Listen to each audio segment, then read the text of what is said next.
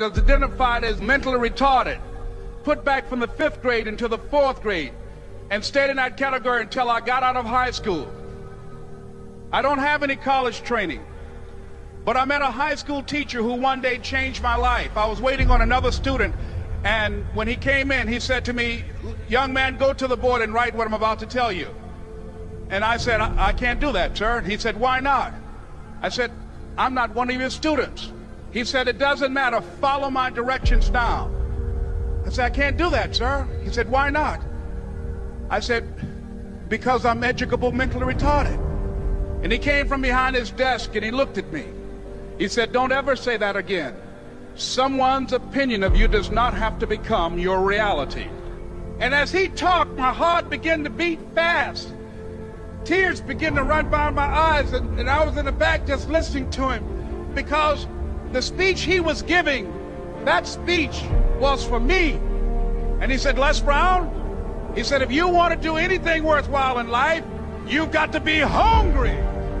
I told Mr. Washington I wanted to become a disc jockey. And so I started working to develop myself. He said, "I want you to practice every day being a disc jockey." I said, "But I don't have any job now." He said, "It doesn't matter." He said that it's better to be prepared for an opportunity and not have one than to have an opportunity and not be prepared. And as I was working to develop myself, I applied for a job as a disc jockey, WMB, on Miami Beach. I went to a guy named Milton Butterball. I said, "How you doing, Mr. Butterball? I'd like to get a job as a disc jockey." He looked at me, he said, "You have any broadcast background?" I said, "No, sir, I don't." "You have any journalism background?" I said, "No, sir, I don't." He said, "We don't have any jobs available." I said, "Yes, sir."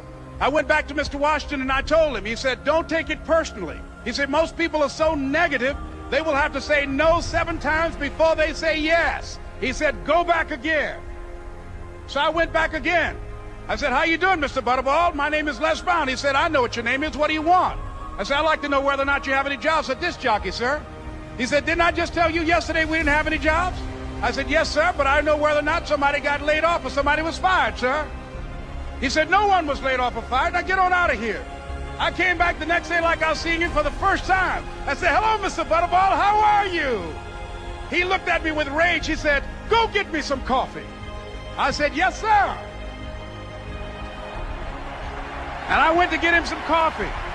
After a while, I would get their lunch and dinner, and I would go in the control rooms and take the disc jockeys their food, and I would not leave until they would ask me to leave. One Saturday afternoon, while I was at the radio station, a guy named Rock was drinking while he was on the air. I was the only one there, looking at him through the control room windows, walking back and forth, young, ready, and hungry. Pretty soon the phone rang, and it was the general manager.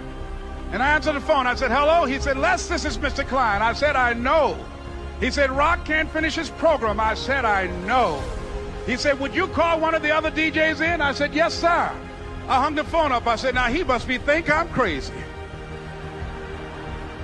I called my mom and my girlfriend, Cassandra. I said, "Y'all turn up the radio and come out on the front porch. I'm about to come on the air." I waited for about 20 minutes, and I called him back. I said, "Mr. Klein, I can't find nobody." He said, "Young boy, do you know how to work the controls?" I said, "Yes, sir." He said, "Go in there and don't say nothing here." I said, "Yes, sir." I couldn't wait to get behind those controls. I put on an old Stevie Wonder record called Fingertips. I sat down behind that turntable. I said, "Look out, this is me, LB Triple P, Les Brown, your platter playing papa. There were none before me, and there will be none after me. Therefore, that makes me the one and only. Young and single and love to mingle, certified, bona fide, indubitably qualified to bring you satisfaction, a whole lot of action. Look out, baby, I'm your love man." I was hungry. I was hungry. You got to be hungry. Begin to know that you have greatness within you.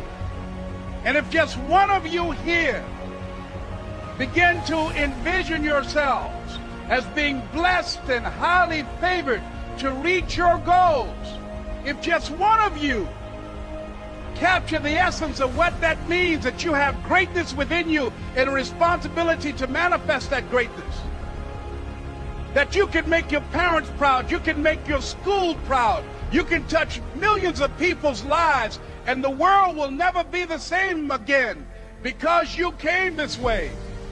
It was hard, ladies and gentlemen, coming to speak to people. And I was facing financial difficulties in my own life.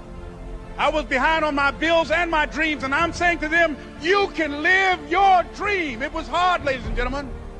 It was very difficult to pick myself up each day believing that I could do it. There were times that I doubted myself. I used to ask myself, can I do this? And something said within me, you're the one. Don't give up on your dream. By continuing to push forward, by continuing to run toward my dream, that one day I would have my own talk show. It's a long shot, ladies and gentlemen, from Liberty City, an abandoned building on a floor, never knowing my mother or father. It's a long shot. Being here with you today in this dome in Atlanta, it's a long shot. No college training, labeled educable, mentally retarded, but I kept running toward my dream. Don't stop. Don't stop running toward your dream.